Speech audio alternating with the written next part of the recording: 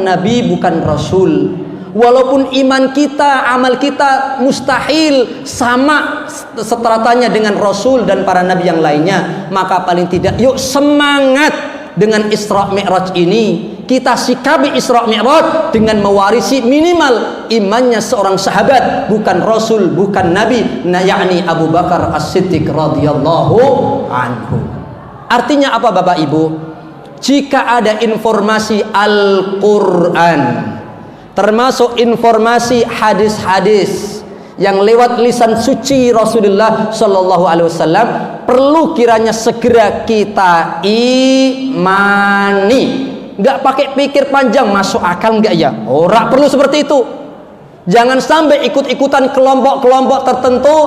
Kalau masuk akal baru kita imani. Kalau nggak masuk akal nggak perlu imani. Naudzubillah min dzalik. Itu loh poin paling utama, tujuan utama daripada Isra Mi'raj adalah menanamkan keteguhan iman kepada Allah dan Rasulullah SAW. Maaf Bapak Ibu, saya berulang kali bertemu dengan beberapa mahasiswa. Lebih-lebih saat malam tahun baru bersama Ustadz Yusuf, Ustadz Yusuf Mansur, kemudian beberapa anggota MUI nasional kumpul di Masjid At-Tin bersama puluhan ribu. Saya bagian selama 88 tahun berturut-turut mengimami Qiyamul Lail plus muhasabah di tengah puluhan ribu jemaah tadi. Selesai kajian, ba'da sholat subuh kajian subuh tadi saya keluar. Ternyata ada belasan dari kelompok tertentu mahasiswa Syarif Hidayatullah saat itu mengutarakan beberapa pertanyaan. Di depan masih puluhan jamaah. Ustadz Mufti tolong ada jawabannya, pencerahan buat kami yang masih mahasiswa. Ada 5 pertanyaan saja. Tolong utarakan jawaban dalil akal. Aku tidak mau dalil Al-Quran, aku tidak mau dalil hadis, karena maaf, saya muslim, sholat bersama panjenengan, tapi masih ada remeng-remeng dalam hati saya tentang Al-Quran dan hadis. Naudzubillah min dzalik. Dan ini bukan sekali 2 kali, sering. Kemudian nyerempet tentang Isra Mi'raj juga. Yang dipertanyakan adalah, ya Ustadz, apa dalil akal yang menunjukkan kalau sebutan Tuhan kita memang Allah, bukan Yesus saja? Kemudian surga itu ada atau tidak? Mana dalil akalnya? Secara akal, logika itu apa sih Ustadz? Kemudian rokaat kita sholat subuh 2 rokaat dan sebagainya, sekian. Mana dalil akal? Aku sekali lagi tidak menerima Al-Quran dan hadis. Dan macam pertanyaannya, termasuk zaman kita ini, mungkin bisa dibuka di YouTube banyak sales misionaris, sales agama yang berusaha menggoyak-goyak, mempengaruhi imannya orang-orang awam di kalangan kaum muslimin. Termasuk pertanyaannya, orang muslim kan masuk surga kalau punya dosa, hisab dulu nggak? Hisab. Orang awam menjawab demikian. Kira-kira masuk neraka enggak? Masuk neraka. Enakan akidah saya, iman saya. Emang imanmu apa Pak? Allah itu kan maha mampu, berwujud manusia Isa, kalau bahasa mereka Yesus, dengan penebusan dosa dan sebagainya. Enak mana Bu? Insya Allah kita gak pakai masuk neraka, tapi langsung masuk surga. Dan bahasa-bahasa demikian akal-akalan lah, bahasa misionaris. Allahumma sholli ala Muhammad. Termasuk pembahasan ini menjelang Ramadan. Saya ingin bertanya, ada kaitannya tentang iman, tentang Al-Quran dan syariat Al-Quran. Bapak Ibu yang dirahmati Allah Subhanahu wa taala, bapak-bapak dulu, fokus pada bapak-bapak dulu. Bapak kalau keluar air kencing, pipis, kira-kira wajib mandi atau tidak? Wajib mandi atau tidak Bapak-bapak? Tidak. Tapi kalau keluar, maaf, sperma, air mani, wajib jenabah mandi besar atau tidak? Wajib. Kelompok mereka mahasiswa ini tahu tentang ilmu syariat itu yang dibawa Rasulullah Sallallahu Alaihi Wasallam. Akan tetapi mereka mengkelabui dengan akal-akalan. Kata para alim ulama di kitab-kitab kuning kan, mani menurut mayoritas alim ulama, tidak sepakat, mayoritas alim ulama adalah suci, sedangkan air pipis adalah najis. Masuk akal enggak Bapak Ibu? Pertanyaan mereka. Masuk akal nggak Bapak Ibu? Habis pipis keluar yang najis, ternyata nggak wajib mandi, tapi hanya cukup pek, betabit, Allahumma shalli ala Muhammad, cukup. Tapi keluar yang suci, justru malah mandi diguyur semuanya. Kira-kira syariat ini masuk akal nggak ya? Paham pertanyaan saya, nggih? Lah orang awam, saya temukan ibu-ibu di kalangan Tangerang, lebih tepatnya Banten saat itu dakwah di sana, ternyata terpengaruh dengan pertanyaan-pertanyaan seperti ini dan masuk kelompok tertentu tadi. Kira-kira seperti ini perlu dijawab atau tidak? Perlu dijawab atau tidak? Bapak Ibu yang dimati Allah, memang mani adalah suci, pipis adalah najis. Seandainya syariat yang benar menurut mereka adalah ini, kita ikuti syariat mereka umpamanya, bukan syariat Rasul. Wajib mandi ketika sperma, wajib mandi juga pipis. Pipis wajib mandi, sperma wajib mandi. Artinya mereka seperti ini. Kalau keluar sperma mandi, tentunya kalau keluar pipis lebih wajib mandi lagi. Itu loh logika mereka. Kira-kira enak atau tidak Bapak? Syariat Allah apa syariat mereka? Syariat Allah apa syariat mereka? Tentu syariat Allah. Walaupun kita bisa mencerna akal kita atau tidak, itu nomor sekian. Yang penting terima dulu syariat Allah dan Rasulullah Sallallahu Alaihi Wasallam. Ikuti saja dulu. Ternyata dipikir-pikir masuk akal juga syariatnya Allah. Keluar sperma kadang-kadang atau setiap hari Bapak-bapak? Setiap hari. Siapa ngomong setiap hari tadi? Kalau Pak Camat kayaknya ini insya Allah ya setiap hari insya Allah. Masih muda beliau, Allahumma sholli ala Muhammad. Kalau seperti saya bisa saja sehari 3 kali, Allahumma sholli ala Muhammad. Kalau melihat bapak-bapak yang usia pernikahannya 20 tahun, yang paling mentok seminggu sekali. Seperti maaf Pak RW, Pak Haji Odi, biasanya sebulan sekali sudah bagus, Allahumma sholli ala Muhammad. Kalau sudah usia 70 tahun, boro-boro setahun sekali, kagak pernah diopeni Ustaz. La haula wala quwwata billah. Oke. Secara fitrah keluar mani kadang-kadang, jarang-jarang. Kalau keluar pipis memang, apalagi yang beseran sehari bisa 20 kali.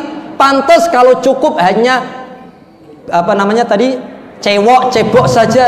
Seandainya, maaf, kita ikuti syariat mereka, keluar pipis lebih mandi daripada sperma, berapa kali kita sehari harus mandi besar karena pipis? Allahu Akbar. Kira-kira syariat Allah enak atau enak? Sesuai akal atau tidak? Enak syariat Allah atau syariat mereka? Oke. Ibu, masih ada waktu lagi Ustaz? Pertanyaan buat ibu. Ibu-ibu kalau lagi haid, maaf, kira-kira meninggalkan sholat atau tidak? Kemudian meninggalkan puasa atau tidak? Namun ketika sudah bersih, wajib qadha sholat atau tidak? Wajib qadha sholat atau tidak? Tidak. Wajib qadha puasa atau tidak? Itu syariat kita. Tapi kata mereka nggak masuk akal. Kalau nggak masuk akal, nggak bisa dipakai syariat ini. Lah kenapa? Kata mereka, loh, puasa dengan sholat, semua hadis-hadis menerangkan sholat adalah tiangnya agama, rasul ibadah. Ibadah yang paling utama, ukuran barometer seluruh amal kita, ibadah kita adalah sholat. Kok ninggalin sholat ora qadha, ninggalin puasa malah qadha? Ora masuk akal. Harusnya kalau qadha sholat, qadha puasa, lebih qadha juga untuk sholat. Oke. Kalau kita seandainya ngikutin syariat mereka yang dianggap masuk akal mereka, kira-kira Bu, biasanya haid itu berapa hari sih? 7 hari. Kemudian kodok puasa, insya Allah gampang, bisa selang-seling. Insya Allah yang penting 7 hari puasa dikodok.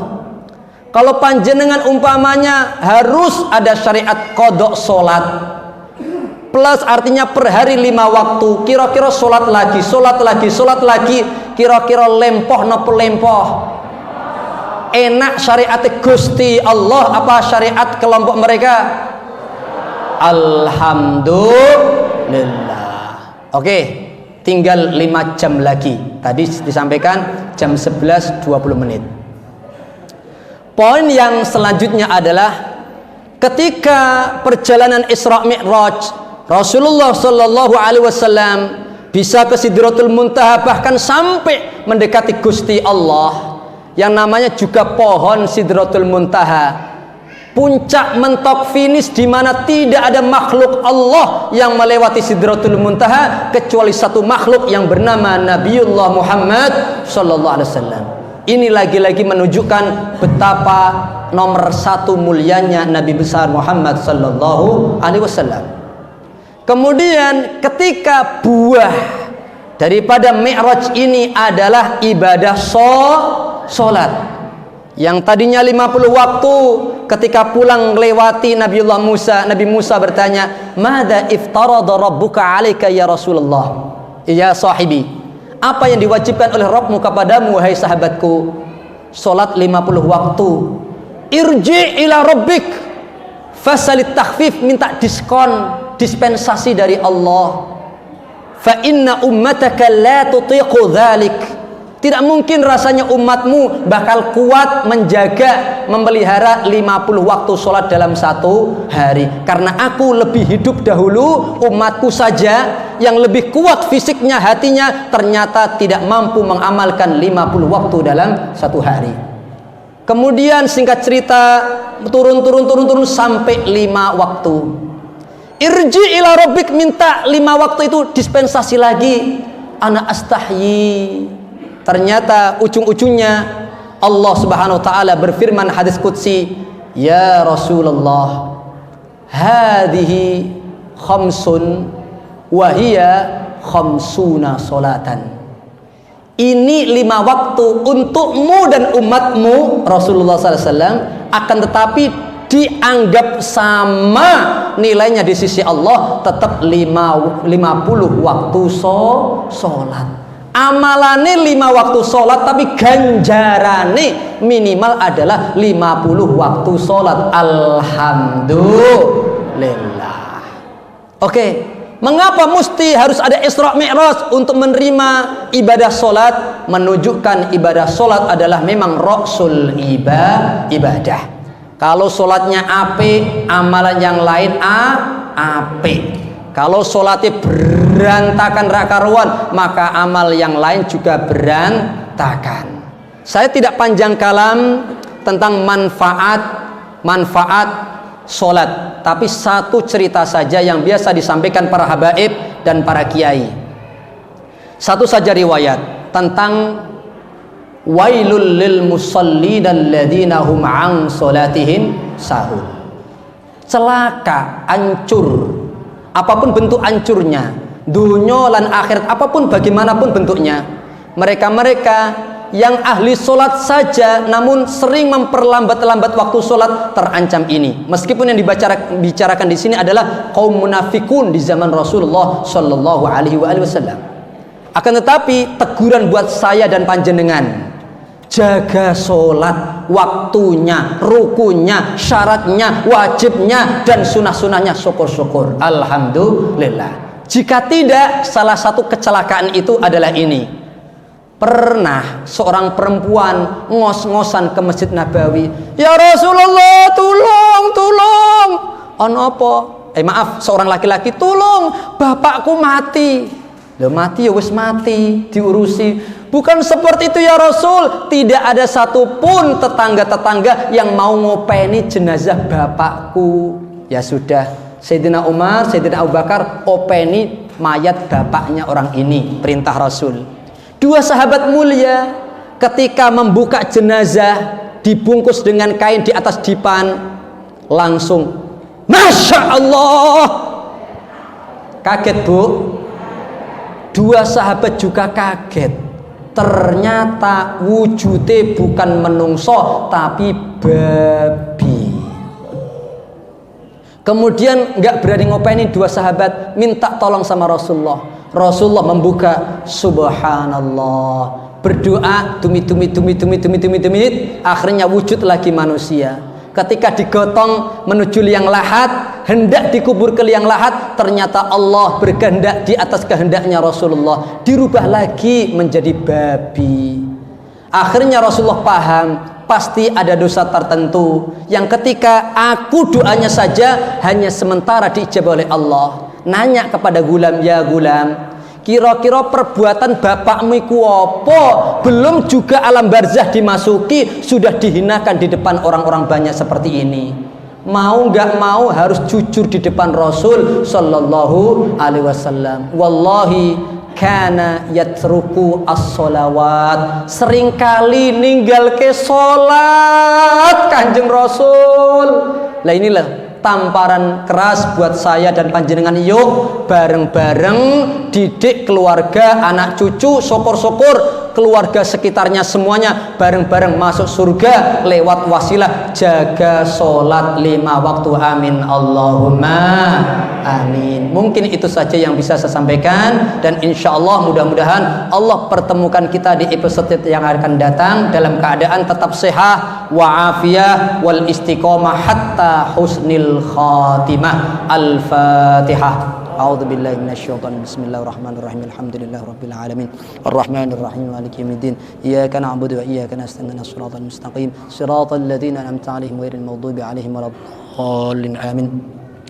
Mohon keridhaannya, mohon dimaafkan segala kekhilafan saya, Bapak Kiai, Bapak para alim ulama. Memang inilah modelnya Ustadz, rodok-rodok kasar, memang bukan makhluk halus. Ngaten nggih? Subhanakallahumma bihamdika asyhadu an la ilaha illa anta astaghfiruka wa atubu ilaik. Wassalamu alaikum warahmatullahi wabarakatuh.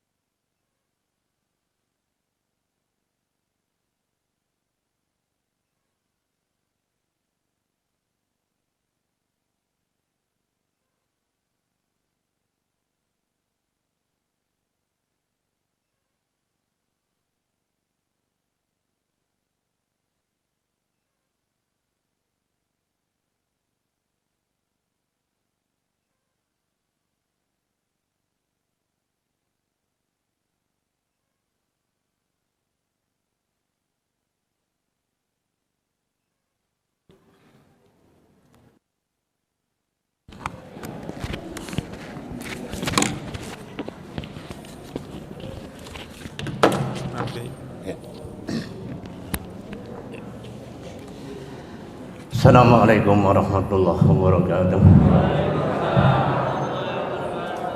Kita baca Al-Fatihah. Al-Fatihah.